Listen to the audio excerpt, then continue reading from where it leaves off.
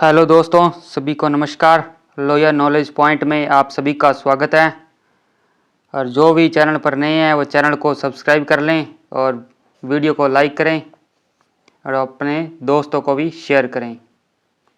तो आज का अपना टॉपिक है राजस्थान की मिट्टियाँ। राजस्थान की मिट्टियों के बारे में चर्चा करेंगे।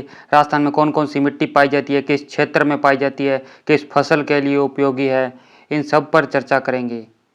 तो आज का अपना टॉपिक है राजस्थान की मिट्टियाँ। तो चलिए देर न करते हुए टॉपिक को स्टार्ट करते हैं। राजस्थान की मिट्टियाँ। राजस्थान की मिट्टियों के बारे में बात करते हैं। यहाँ से आपको 1 से 2 क्वेश्चन एग्जाम के अंदर पक्का मिलेंगे। राजस्थान की मिट्टियाँ। पृथ्वी के ऊपरी सतह पृथ्वी के ऊपरी सतह पर मोटे मध्यम और बारीक कणों को बारीक कार्बनिक तथा अकार्बनिक मिश्रित कणों को मृदा या मिट्टी कहा जाता है। पृथ्वी के ऊपरी सतह पर मोटे, मध्यम और बारीक कार्बनिक तथा अकार्बनिक मिश्रित कणों को मृदा कहते हैं। मृदा की 3 परतें होती हैं। ऊपरी परत पौधों के लिए अनिवार्य जैव पदार्थ व पोषक तत्व विद्यमान होते हैं। ऊपरी परत के अंदर पौधों के लिए अनिवार्य जैव पदार्थ व पोषक तत्व विद्यमान होते हैं। और द्वितीय परत में कुछ खनिज पदार्थों का अपक्षय नजर आता है। यानी कुछ खनिज पदार्थों का अपक्षय होता है द्वितीय परत के अंदर। तृतीय परत की बात करें तो तृतीय परत एक अपक्षयी चट्टानी पदार्थों से बनी होती है। तृतीय परत अपक्षयी चट्टानी पदार्थों से बनी होती है। इन तीनों परतों के नीचे एक चट्टान पाई जाती है, जनक चट्टान। तीनों परतों के नीचे एक चट्टान पाई जाती है जिसे जनक चट्टान कहा जाता है। अमेरिकी मिट्टी विशेषज्ञ डॉक्टर बेनेट के अनुसार पृथ्वी पर मिलने वाले असंगठित पदार्थों की वह ऊपरी परत जो मूल चट्टानों या वनस्पति के योग से बनती है मिट्टी कहलाती है। इंपॉर्टेंट डेफिनेशन है ये डॉक्टर बेनेट की। अब बात करते हैं मृदा शब्द की उत्पत्ति लैटिन भाषा के सोलम शब्द से हुई है। जिसका अर्थ होता है फर्श। और जिस विभाग में मिट्टियों का अध्ययन किया जाता है उसे पेडोलॉजी कहा जाता है। जिस विभाग में मिट्टियों का अध्ययन किया जाता है उसे पेडोलॉजी कहा जाता है। मृदा दिवस 5 दिसंबर एग्जाम के अंदर क्वेश्चन आता है। मृदा दिवस 5 दिसंबर। और भारत सरकार की सहायता से राजस्थान में प्रथम मिट्टी परीक्षण प्रयोगशाला की स्थापना, एक लेबोरेटरी खोली थी मिट्टी के लिए, जोधपुर में खोली गई थी, की स्थापना हुई थी जोधपुर में, भारत सरकार के सहयोग से जोधपुर में 1958 के अंदर। अब बात करते हैं मृदा निर्माण को प्रभावित करने वाले कारक।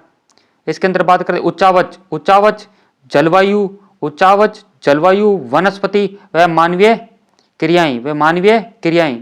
एग्जाम के अंदर क्वेश्चन आता है प्रभावित करने वाले कारक कौन से हैं या कौन से नहीं हैं। मिट्टी निर्माण में 5 मुख्य कारक कौन कौन से हैं? चट्टान, जलवायु, जैविक पदार्थ, स्थलाकृति, समय 5 मुख्य कारक हैं।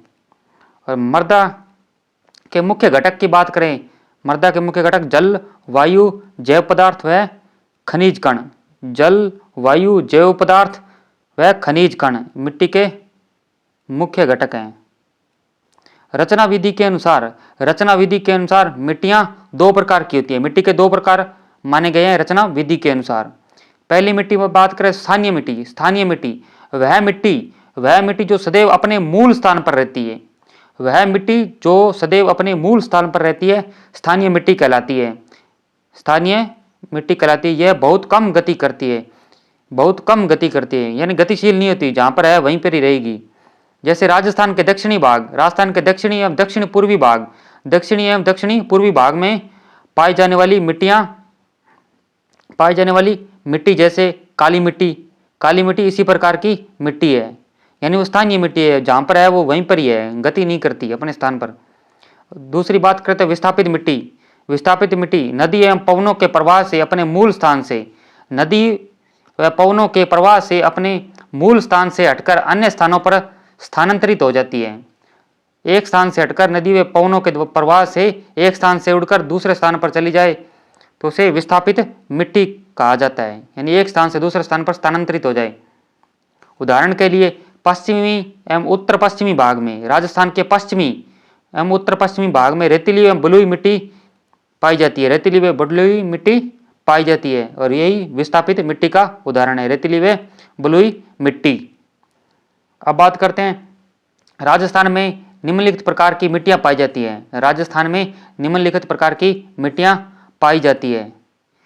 पहली मिट्टी की बात करते हैं, एक नंबर पे रेतीली मिट्टी या बलुई मिट्टी या मरुस्थलीय मिट्टी। एक ही नाम है, रेतीली मिट्टी भी कहा जाता है, बलुई मिट्टी भी कहा जाता है, मरुस्थलीय मिट्टी भी कहा जाता है, और सबसे ज्यादा बार एग्जाम के अंदर क्वेश्चन भी यहीं से आया है। राज्य में सबसे अधिक भूभाग पर पाई जाने वाली मिट्टी रेतीली मिट्टी है। इसका विस्तार है, सर्वाधिक भूभाग पर रेतीली बलुई मिट्टी पाई जाती है, एग्जाम के अंदर क्वेश्चन आया हुआ है। और विस्तार की बात करें तो इसके पश्चिमी राजस्थान में जिले कौन कौन से आते हैं? बीकानेर, जैसलमेर,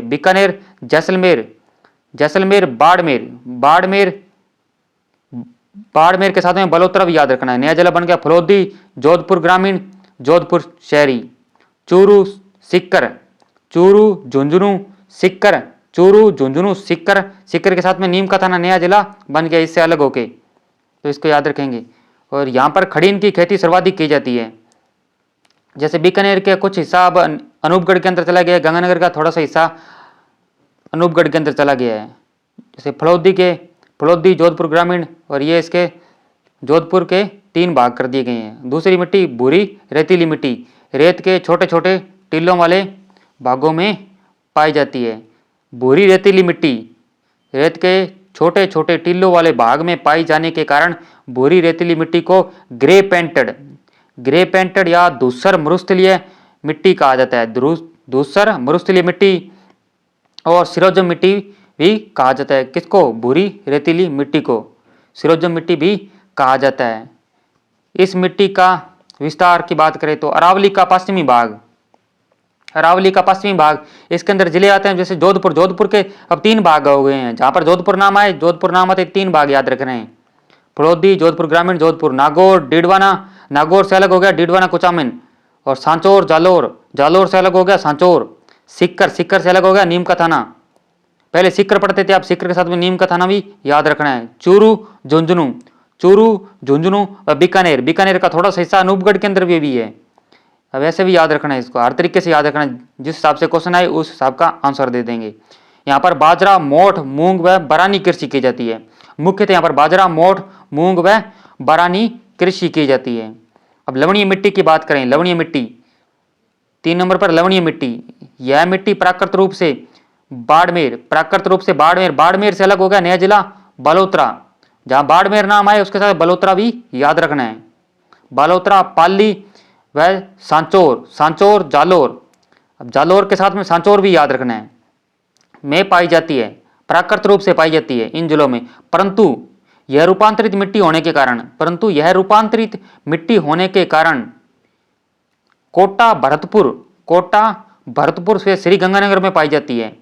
कोटा भरतपुर के साथ में नया जिला डीग भी याद रखना है। डीग व गंगानगर और अनूपगढ़, अब गंगानगर के रायसीनगर और अनूपगढ़ तहसीलें अनूपगढ़ के अंदर चली गई है, तो इसको अनूपगढ़ का भी हिस्सा थोड़ा इसके अंदर आएगा। 4 नंबर पर बात करें तो पर्वतीय मिट्टी अरावली पर्वतीय क्षेत्र में पाई जाती है। पर्वतीय मिट्टी पर्वतीय मिट्टी। जिसके अंतर्गत इसके विस्तार की बात करें तो सिरोही, सिरोही उदयपुर, उदयपुर से नया जिला अलग हो गया सलूम्बर, उदयपुर के साथ में सलूम्बर याद रखना है। पाली, पाली अजमेर जिला आते 3 जिले याद रखने हैं, अजमेर, ब्यावर, केकड़ी, अजमेर से अलग हो गए, अजमेर, ब्यावर, केकड़ी 3 जिले याद रखने हैं। और अलवर के साथ में खैरथल, तिजारा, नया जिला खैरथल तिजारा में पाई जाती है। नए जिलों को भी याद रखना है। इसका रंग होता है लाल पीला भूरा, लाल पीला भूरा, किसका? पर्वतीय मिट्टी का। और नए जिलों को खास रूप से याद रखें। मिश्रित लाल व काली मिट्टी, मिश्रित लाल व काली मिट्टी, इस मिट्टी का निर्माण मालवा के पठार की काली मिट्टी से हुआ है, मालवा के पठार की काली मिट्टी। मिश्रित लाल व काली मिट्टी का निर्माण मालवा के पठार की काली मिट्टी एवं दक्षिणी अरावली की लाल मिट्टी, दक्षिणी अरावली की लाल मिट्टी के मिश्रण से हुआ है। किसका? मिश्रित व काली मिट्टी का, मिश्रित लाल व काली मिट्टी का। जो हल्के गठन वाली चूने की, जो हल्के गठन वाली चूने की कम मात्रा लिए होती है, यानी चूने की मात्रा इसके अंदर कम मात्रा में पाई जाती है। इसका विस्तार की बात करें तो डूंगरपुर, डूंगरपुर के साथ में बांसवाड़ा, बांसवाड़ा के बाद में राजसमंद, बांसवाड़ा, राजसमंद, उदयपुर, उदयपुर के साथ में याद रखना है सलूम्बर, नया जिला बन गया सलूम्बर, सलूम्बर चित्तौड़गढ़ जिलों में पाई जाती है। और यहाँ पर कपास, कपास व यहाँ पर खेती किसकी होती है? कपास व मक्का की प्रमुख फसलें होती है, कपास व मक्का। काली मिट्टी कपास के लिए सर्वाधिक उपयुक्त होती है, काली मिट्टी कपास के लिए सर्वाधिक उपयुक्त होती है। नेक्स्ट बात करें तो लाल लोमी मिट्टी, लाल लोमी मिट्टी, लाल लोमी मिट्टी इसका निर्माण होता है जो सप्टकीय, सप्टकीय व कायांतरित चट्टानों के से मिलकर हुआ है, सप्टकीय व कायांतरित चट्टानों के मिलने से हुआ है। विस्तार की बात करें तो राजस्थान के दक्षिणी भाग में पाई जाती है।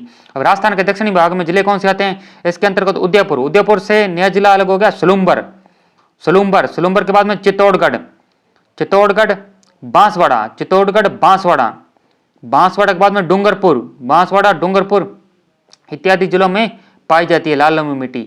यहाँ पर कम वर्षा में भी अच्छी फसल प्राप्त होती है, कम वर्षा में भी अच्छी फसल उत्पादित हो जाती है। मुख्यतः कौन सी फसल उत्पादित होती है? मक्का, मुख्य रूप से मक्का की फसल उत्पादित होती है। नेक्स्ट बात करें तो मध्यम काली, काली मिट्टी, मध्यम काली मिट्टी या काली मिट्टी या रेगुर मिट्टी कहा जाता है। इस मिट्टी का प्रसार हाड़ौती के पठार में होता है, विशेषकर हाड़ौती के पठार में। हाड़ौती के पठार में जिले कौन से आते हैं? कोटा, बूंदी, बारा, झालावाड़, कोटा, बूंदी, बारा, झालावाड़ हाड़ौती प्रदेश कहा जाता है इसको। मध्यम काली मिट्टी पाई जाती है। यहाँ पर सर्वाधिक मात्रा में कपास होती है, हाड़ौती में सर्वाधिक मात्रा में कपास। कैसे कपास, कैसे? काली मिट्टी। और नेक्स्ट बात करें तो कछारी मिट्टी या जलोढ़ मिट्टी, कछारी मिट्टी या जलोढ़ मिट्टी, इसका उपनाम की बात करें तो इसको काली मिट्टी, इसको कछारी मिट्टी को दोमट मिट्टी, कांप मिट्टी या ब्लैक कॉटन सॉइल कहा जाता है, ब्लैक कॉटन सॉइल के नाम से जाना जाता है इसको। सर्वाधिक उपजाऊ मिट्टी होती है कछारी या जलोढ़ मिट्टी, सर्वाधिक उपजाऊ मिट्टी होती है। और इस मिट्टी का विस्तार की बात करें तो राजस्थान के पूर्वी मैदान में, राजस्थान के पूर्वी मैदान में जिले कौन से आते हैं? जयपुर, जयपुर से अब याद रखना दूदू अलग हो गया, जयपुर ग्रामीण और जयपुर शहरी। जयपुर पहले जयपुर था, उसके 3 जिले बना दिए, दूदू, जयपुर ग्रामीण और जयपुर शहरी। अलवर, अलवर से नया जिला अलग हो गया खैरथल, तिजारा।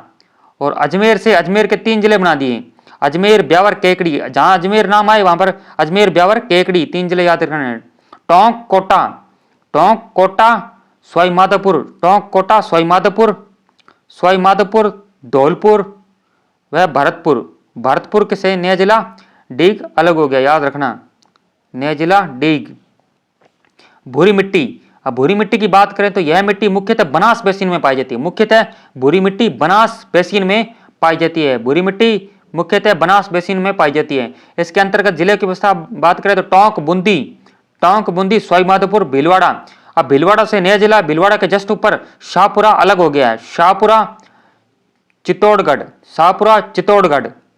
और यहाँ पर बात करें तो व्यावसायिक, व्यावसायिक व खाद्यान्न फसलें उगाई जाती हैं। यहाँ पर सर्वाधिक व्यावसायिक व खाद्यान्न फसलें उगाई जाती है, व्यावसायिक व खाद्यान्न फसलों की खेती होती है। यहाँ पर यह मिट्टी जायद की फसल के लिए सर्वाधिक उपयुक्त है, जायद की फसलों के लिए सर्वाधिक उपयुक्त है, जायद की फसलों के लिए सर्वाधिक उपयुक्त है। नेक्स्ट बात करें तो लाल पीली मिट्टी, लाल पीली मिट्टी, इसका निर्माण ग्रेनाइट, शिस्ट व नीच आदि चट्टानों के टूटने से हुआ है। ग्रेनाइट, शिस्ट, नीस चट्टानों के टूटने से लाल पीली मिट्टी का निर्माण हुआ है।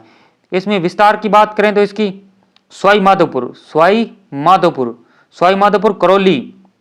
करौली के इधर नया जिला गंगापुर सिटी, भीलवाड़ा, टोंक, भीलवाड़ा से नया जिला अलग हो गया शाहपुरा, टोंक, अजमेर के अंदर याद रखना अजमेर, ब्यावर, केकड़ी, अजमेर के साथ में 3 जिले याद रखेंगे।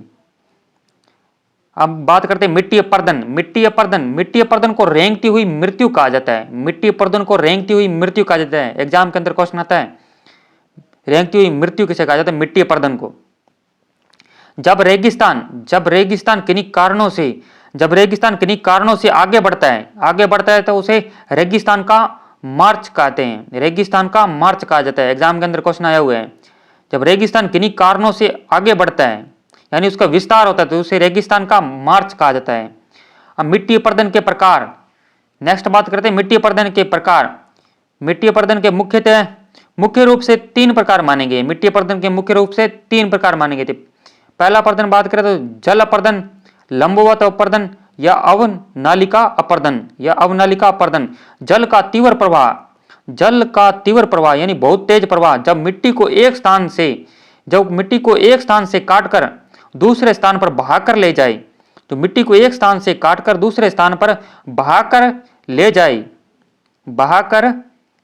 तो उसे अवनालिका अपरदन कहा जाता है।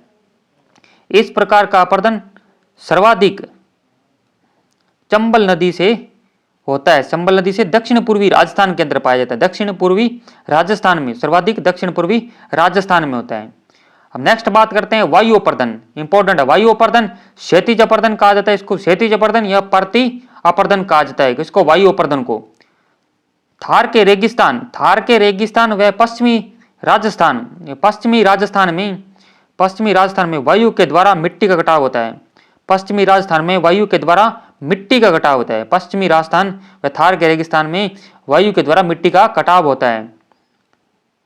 राजस्थान में वायु अपरदन से प्रभावित भूमि का क्षेत्रफल सर्वाधिक है। राजस्थान में सबसे ज्यादा अपरदन किससे होता है? तो वायु अपरदन आंसर रहेगा उसका। और इसके बाद 2 नंबर पर सर्वाधिक प्रभावित क्षेत्र करने वाला तो जल अपरदन। 2 नंबर पर जल, फर्स्ट नंबर पर वायु अपरदन। सर्वाधिक अपरदन जैसलमेर में होता है। सर्वाधिक अपरदन पूछे तो कहां पर होता है? जैसलमेर में। और होता कौन से माह में? जून माह में। सर्वाधिक अपरदन जैसलमेर में जून माह में, जैसलमेर जैसे जून माह। न्यूनतम अपरदन धौलपुर में होता है। न्यूनतम अपरदन धौलपुर में। राजस्थान में मिट्टी अपरदन को रोकने के लिए सबसे महत्वपूर्ण वृक्ष लगाने चाहिए। कौन से वृक्ष लगाने चाहिए? बबूल व खेजड़ी। वृक्ष कौन से है? बबूल व खेजड़ी मिट्टी अपरदन को रोकने का कार्य करते हैं रेगिस्तान में, बबूल व खेजड़ी। तीसरे नंबर की बात करें तो चादरी अपरदन, इसको कहते हैं पर्वतीय प्रदेशों में वर्षा के पानी के तेज बहाव यानी बारिश बहुत ज्यादा तेज हो से मिट्टी का कटाव होने से, मिट्टी का कटाव ऊपर से नीचे की ओर होता है, तो उसे चादरी अपरदन कहा जाता है। चादरी अपरदन सर्वाधिक कहां पर होता है? राजस्थान में सर्वाधिक होता है चादरी अपरदन। सिरोही व राजसमंद जिलों में होता है। सेम की समस्या से प्रभावित क्षेत्र, सबसे ज्यादा बार एग्जाम के अंदर क्वेश्चन आता है सेम की समस्या से प्रभावित क्षेत्र। 1 नंबर पर बात करें तो इंदिरा गांधी नहर सिंचाई क्षेत्र, इसके अंदर बात करें तो इंपॉर्टेंट बात है हनुमानगढ़ का कौन सा क्षेत्र? बड़ोपल गांव, इसका हनुमानगढ़ का सबसे ज्यादा बार एग्जाम के अंदर क्वेश्चन आया। दूसरा चंबल सिंचाई क्षेत्र, सबसे ज्यादा बार एग्जाम के अंदर क्वेश्चन यही आया है इस टॉपिक से। अब बात करते हैं सेम की समस्या को दूर करने के उपाय। अब कौन कौन से उपाय सरकार द्वारा किए जाते हैं? तो पहला, इंदिरा गांधी नहर सिंचाई क्षेत्र में सेम की समस्या को दूर करने के लिए, सेम की समस्या को दूर करने के लिए इंडो डच जल निकासी परियोजना हॉलैंड हॉलैंड नीदरलैंड के सहयोग से 2003 में शुरू की गई। इंडो डच जल निकासी परियोजना किससे संबंधित है? तो इंदिरा गांधी नहर सिंचाई क्षेत्र में सेम की समस्या को दूर करने के लिए 2003 में शुरू की गई थी हॉलैंड के सहयोग से। इसको पहला नाम नीदरलैंड भी कहा जाता है, हॉलैंड या नीदरलैंड के सहयोग से शुरू की गई थी, 2003 में शुरू की गई थी। और इसके अंदर यूकोलिप्टिस के पेड़ लगाए जाते हैं, यूकोलिप्टिस जिसको सफेदा कहा जाता है के पेड़ लगाए जाते हैं सेम को दूर करने के लिए। दूसरी बात करें तो चंबल सिंचाई क्षेत्र में सेम की समस्या को दूर करने के लिए कनाडा के सहयोग से राजाद परियोजना चलाई जा रही है। चंबल सिंचाई क्षेत्र में कनाडा के सहयोग से राजाद परियोजना शुरू की गई है। ये एग्जाम के अंदर क्वेश्चन आता है। अब बात करें तो मृदा स्वास्थ्य कार्ड, एग्जाम के अंदर क्वेश्चन आया हुआ है। मृदा स्वास्थ्य कार्ड योजना की शुरुआत 19 फरवरी 2015 को की गई थी सूरतगढ़ श्री गंगानगर से शुरू की गई थी मृदा स्वास्थ्य कार्ड योजना। एग्जाम के अंदर क्वेश्चन आया हुआ है। इसके अंदर केंद्र सरकार 75% राशि का वहन करेगी और राज्य सरकार 25%, यानी 75-25 का रेशो इसके अंदर रखा गया है, यानी राशि वहन करेगी। अब बात करें राजस्थान में मिट्टी की उत्पादन क्षमता यानी उत्पादन क्षमता पश्चिम से पूर्व की ओर बढ़ती है, यानी उत्पादन पश्चिम से पूर्व की ओर बढ़ता है, उत्पादन क्षमता पश्चिम से पूर्व की ओर बढ़ती है क्योंकि पूर्वी क्षेत्र में नदियां पाई जाती है। राजस्थान में मिट्टी के कणों का आकार पश्चिम से पूर्व की ओर घटता है। और राजस्थान में भूमि उपयोग पश्चिम से पूर्व की ओर बढ़ता है क्योंकि पश्चिम के अंदर रेगिस्तान है और पूर्व में नदियां आती है तो उपजाऊ क्षेत्र है। और राजस्थान में मृदा वर्गीकरण गुण क्षमता उत्पादन एवं कणों के आधार पर 10 भागों में बांटा गया है। राजस्थान में मृदा वर्गीकरण को गुण क्षमता उत्पादन व कणों के आधार पर 10 भागों में बांटा गया है। मृदा वैज्ञानिकों ने जो साइंटिस्ट है इसके सोल साइंटिस्ट, उन्होंने मृदा की उत्पत्ति रासायनिक संरचना एवं अन्य गुणों के आधार पर विश्वव्यापी मृदा वर्गीकरण प्रस्तुत किया है। मृदा वैज्ञानिकों ने मृदा की उत्पत्ति रासायनिक संरचना व अन्य गुणों के आधार पर मृदा का वर्गीकरण प्रस्तुत किया, जिसके आधार पर राजस्थान में मिट्टियां पाई जाती है। मिट्टियों के प्रकार, तो 5 प्रकार की मिट्टियां पाई जाती है राजस्थान में। एरिडी सॉइल्स पश्चिमी राजस्थान में पाई जाती है। एंटी सॉइल्स ये भी पश्चिमी राजस्थान में पाई जाती है। अल्फी सॉइल्स इंसेप्टी सॉइल्स वर्टी सॉइल्स। और वर्टी सॉइल्स तो ये वो है काली मिट्टी, हाड़ौती क्षेत्र वाली आर्द्र व अति आर्द्र प्रदेशों में वर्टी सॉइल्स पाई जाती है। अति आर्द्र व आर्द्र प्रदेशों में वर्टी सॉइल्स, हाड़ौती प्रदेश में कोटा बूंदी बारा झालावाड़ में। अब एरिडी सॉइल्स की बात करें तो यह शुष्क जलवायु की मृदा है। कौन सी? एरिडी सॉइल्स पश्चिमी राजस्थान में पाई जाती है। पश्चिमी राजस्थान में इसकी प्रधानता होती है। पश्चिमी राजस्थान में सर्वाधिक एरिडी सॉइल्स पाई जाती है। विस्तार की बात करें तो इसकी विस्तार बीकानेर जैसलमेर बाड़मेर से अलग हो गया बलोत्रा फलोदी जोधपुर ग्रामीण जोधपुर शहरी। जहां जोधपुर नाम आए वह 3 नाम याद रखने हैं, फलोदी जोधपुर ग्रामीण जोधपुर। चूरू सीकर से नया जिला अलग हो गया, नीम का थाना नया जिला बन गया नीम का थाना। झुंझुनू नागौर से नया जिला अलग हो गया डीडवाना कोचामन। पाली जालोर के साथ में सांचौर भी याद रखना। सांचौर पहले जालोर एक ही था, अब इस सांचौर इससे अलग कर दिया है। अब एंटी सॉइल्स की बात करें। अब एंटी सॉइल्स प्रकार की मिट्टियों का रंग हल्का पीला एवं भूरा होता है। एंटी सॉइल्स का रंग हल्का पीला व भूरा होता है। यह भी पश्चिमी राजस्थान के अनेक भागों में पाई जाती है। एंटी सॉइल्स भी पश्चिमी राजस्थान के अनेक भागों में पाई जाती है। एंटी सॉइल्स मिट्टी राजस्थान के पश्चिमी भाग में पाई जाती है। अब बात करें इंसेप्टी सॉइल ये अर्धशुष्क व आर्द्र जलवायु प्रदेश में पाई जाती है। इंसेप्टिसोल अर्धशुष्क व आर्द्र जलवायु वाले प्रदेश में पाई जाती है, राजस्थान में सिरोही, राजस्थान में ये इंसेप्टिसोल सिरोही, पाली, रासमंद, सिरोही, पाली, रासमंद, उदयपुर, उदयपुर के साथ में याद रखना है सलुम्बर, नया जिला सलुम्बर। उसके बाद में भीलवाड़ा, भीलवाड़ा के ऊपर नया जिला शाहपुरा, शाहपुरा, चित्तौड़गढ़, चित्तौड़गढ़ में प्रधानता इंसेप्टिसोइड्स की पाई जाती है। तथा जयपुर, जयपुर के साथ में दूदू, जयपुर ग्रामीण, याद रखना दूदू, जयपुर ग्रामीण, सवाई माधोपुर, झालावाड़, सवाई माधोपुर, झालावाड़ में कहीं कहीं मिलती है, यानी रेयर केस में वहां पर पाई जाती है।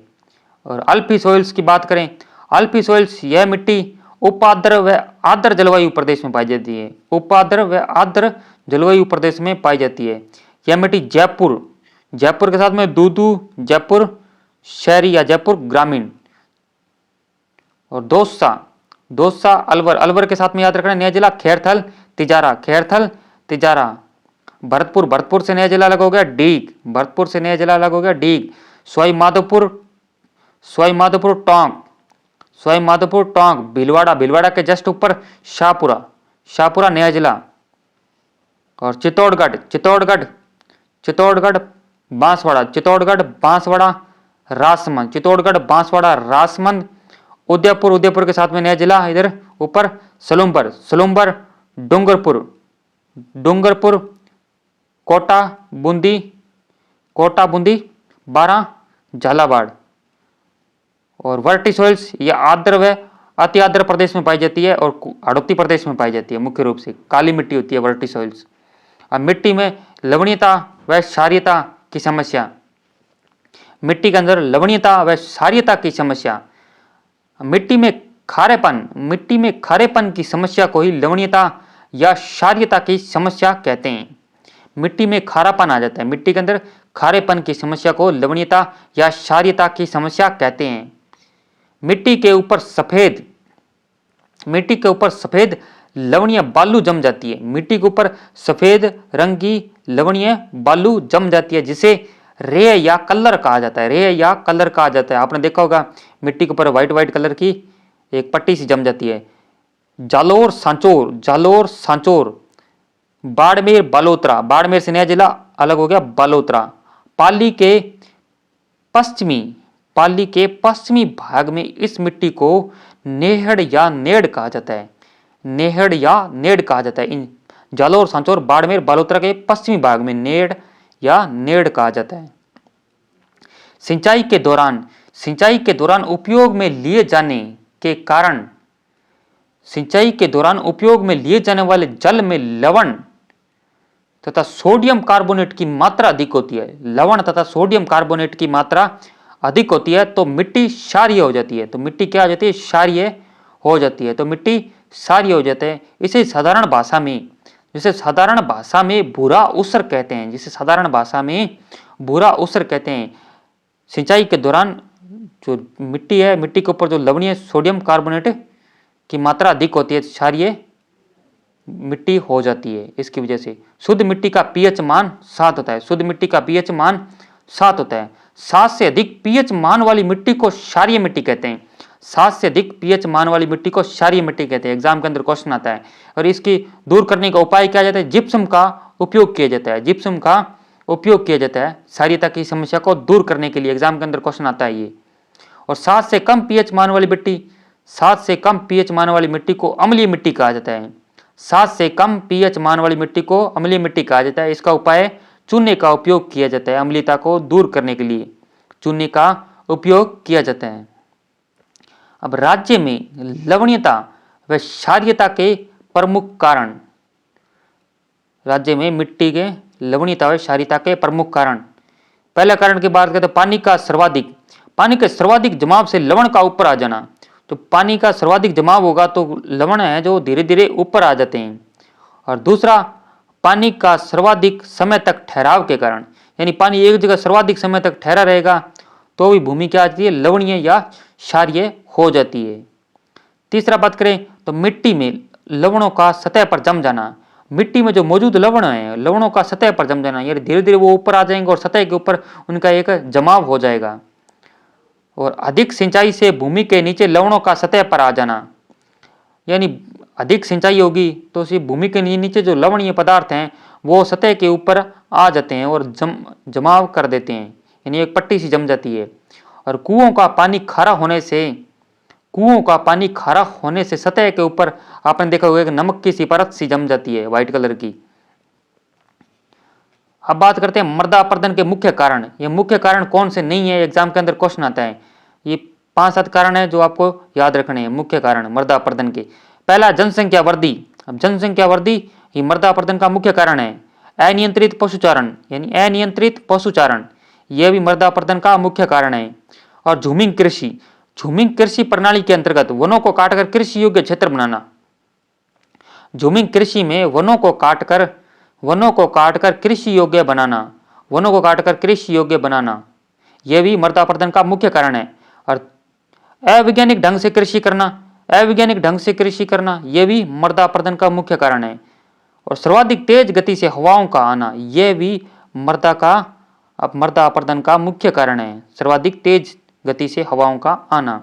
अब बात करते हैं मृदा संरक्षण के उपाय, यानी मृदा को सुरक्षित या इसको बचाया कैसे जा सकता है, इसका संरक्षण कैसे किया जा सकता है। तो सर्वाधिक वृक्षारोपण करना, यानी पेड़, ज्यादा से ज्यादा पेड़ों को लगाना है। और फसलों को बदल कर बोना, या पहाड़ी क्षेत्रों पर कृषि के लिए समोच्च रेखीय पद्धति का उपयोग करना। पहाड़ी क्षेत्र पर कृषि के लिए समोच्च रेखीय पद्धति का उपयोग करना, समोच्च रेखीय पद्धति का प्रयोग करना। और शुष्क प्रदेशों में वृक्षों की कतार लगाना या रक्षक मेखलाएं बनाना। शुष्क प्रदेशों में वृक्षों की कतार लगाना, यानी वृक्षों की कतार लगा देना, एक पट्टी लगा देना वृक्षों की। और पशुओं की अनियंत्रित चराई पर नियंत्रित करना, यानी पशुओं की जो अनियंत्रित चराई की जाती है उसके ऊपर कंट्रोल करना है।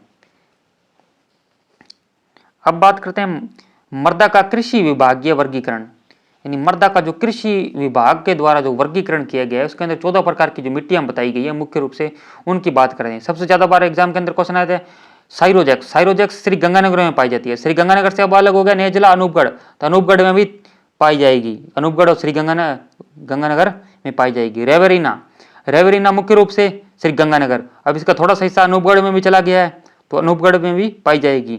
और तीसरी मरुस्थलीय मृदा श्रीगंगानगर से अलग हो गया अनूपगढ़ चूरू झुंझुनू और बीकानेर का थोड़ा सा हिस्सा अब अनूपगढ़ में भी है। और जैसलमेर नागौर से अलग हो गया डीडवाना कुचामन, नागौर का ही हिस्सा है डीडवाना कुचामन। बाड़मेर से अलग हो गया बड़ौदा, नया जिला बड़ौदा। पहले बाड़मेर अकेला पढ़ते थे, अब बड़ौदा भी याद करना है। अब जोधपुर पढ़ते थे, जोधपुर को फलोदी, जोधपुर ग्रामीण और जोधपुर शहरी 3 जिलों में बांट दिए गए। अब सीकर पहले पढ़ते थे, अब नीम का थाना भी इसके साथ में याद रखना है। और जिप्सी पैरस बीकानेर का थोड़ा सा हिस्सा अनूपगढ़ में भी है। और सबसे ज्यादा बार एग्जाम के अंदर क्वेश्चन साइरोजेक्स, रेवरीना और जिप्सी पैरस इनका आया है। अब बात करते हैं ग्रे ब्राउन जलोढ़ मिट्टी, ये जालोर से नया जिला अलग हो गया। इधर नीचे सांचौर पाली, नागौर के साथ में डीडवाना कुचामन। अजमेर जिला आते ही 3 जिले याद रखने, अजमेर ब्यावर केकड़ी सिरोही। अब बात करते हैं गैर चूना युक्त भूरी मिट्टी, इसकी बात करें तो जयपुर के साथ में 3 जिले याद रखना, जयपुर दूदू, जयपुर ग्रामीण। सीकर के साथ में नीम का थाना, झुंझुनू नागौर के साथ में डीडवाना कुचामन। अजमेर के साथ में 3 जिले, अजमेर ब्यावर केकड़ी। अलवर के साथ में ऊपर नया जिला खैरथल तिजारा।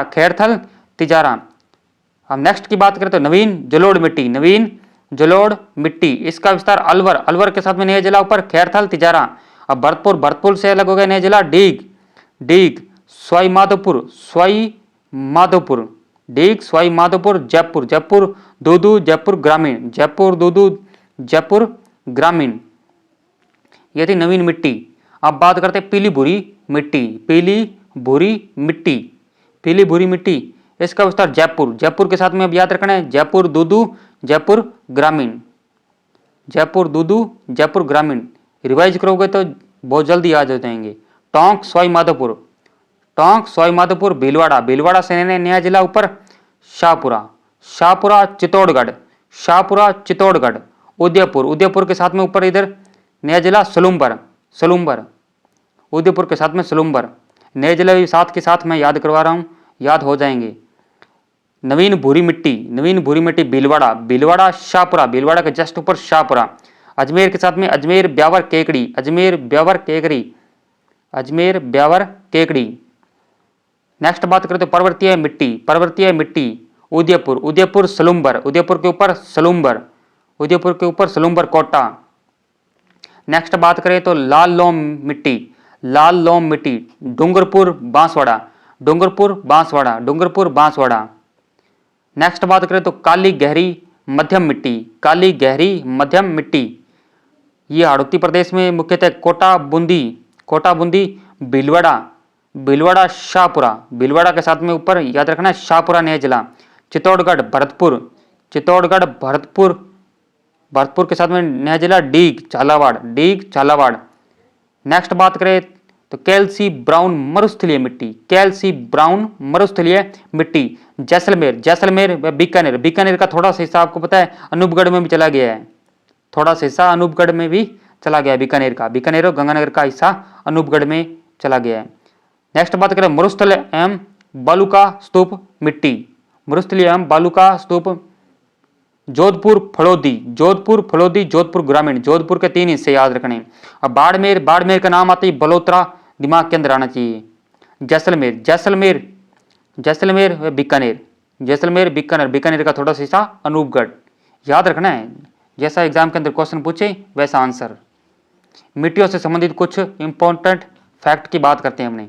राजस्थान में सर्वाधिक कृषि वाली भूमि, कृषि वाली भूमि श्री गंगानगर में, यानी सर्वाधिक कृषि वाली भूमि की बात करें तो श्री गंगानगर अनूपगढ़, थोड़ा सा हिस्सा अनूपगढ़ के अंदर भी गंगानगर का चला गया है, तो अनूपगढ़ भी याद रखेंगे इसके साथ में। कारण क्या है, क्योंकि यहाँ पर गंग नहर व इंदिरा गांधी नहर से सिंचाई होती है, गंग नहर व इंदिरा गांधी नहर से सिंचाई होती है। और राजस्थान में मरुस्थल वृक्षारोपण एवं अनुसंधान केंद्र, मरुस्थलीय वृक्षारोपण एवं अनुसंधान केंद्र की स्थापना हुई थी जोधपुर में अंदर की गई थी 1952 में, 1952 में जोधपुर में। राजस्थान में मृदा में सर्वाधिक विषमता, यानी मिट्टी के अंदर सर्वाधिक विषमता कहां पर पाई जाती है? सुमेरपुर पाली, सुमेरपुर पाली के अंदर मिट्टी के अंदर सर्वाधिक विषमता पाई जाती है, यानी डिफरेंस वहां पर पाया जाता है। और राजस्थान में केंद्रीय भू संरक्षण बोर्ड का कार्यालय, राजस्थान में केंद्रीय भू संरक्षण बोर्ड का कार्यालय जयपुर व सीकर जिलों में, जयपुर व सीकर जिलों में, जयपुर व सीकर में। केंद्रीय मृदा लवणता अनुसंधान संस्थान, केंद्रीय मृदा लवणता अनुसंधान संस्थान करनाल हरियाणा के अंदर, करनाल हरियाणा के अंदर है, केंद्रीय यानी सेंटर का है ये। और राज्य में मिट्टी परीक्षण प्रयोगशालाएं, जो मिट्टी के लिए जो लेबोरेटरी बनाई गई है वो जयपुर व जोधपुर में, प्रयोगशालाओं की स्थापना जयपुर व जोधपुर में की गई है, जयपुर व जोधपुर में की गई है। और राज्य में 10 मरुस्थलीय जिलों में मरु प्रसार रोक योजना चलाई गई है, यानी मरुस्थल को रोकने के लिए मरु प्रसार रोक योजना राजस्थान के 10 मरुस्थलीय जिलों में चलाई गई है। राजस्थान की मिट्टी को, राजस्थान में जो पाई जाने वाली मिट्टियां इसको 14 मृदा खंडों में विभाजित किया गया है। राजस्थान की मिट्टियों को 14 यानी 14 मृदा खंडों में विभाजित किया गया है। राजस्थान में लवणता युक्त मिट्टियों को, राजस्थान में जो लवणता वाली मिट्टी है इसको स्थानीय भाषा में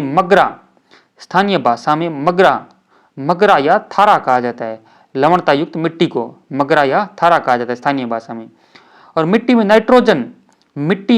नाइट्रोजन की मात्रा बढ़ाने के लिए मटर व दालों को उगाया जाता है या उनको बोया जाता है, यानी मटर व दालों की कृषि की जाती है नाइट्रोजन की मात्रा बढ़ाने के लिए। सूखा संभाव्य कार्यक्रम 1974-75 में चलाया गया है, सूखा संभाव्य कार्यक्रम 1974-75 में चलाया गया है। और चैनल पर नए हैं तो चैनल को सब्सक्राइब कर लें और वीडियो अच्छी लगे तो लाइक भी करें और अपने दोस्तों को भी शेयर करें और PDF प्राप्त करने के लिए टेलीग्राम चैनल को भी ज्वाइन करें। धन्यवाद।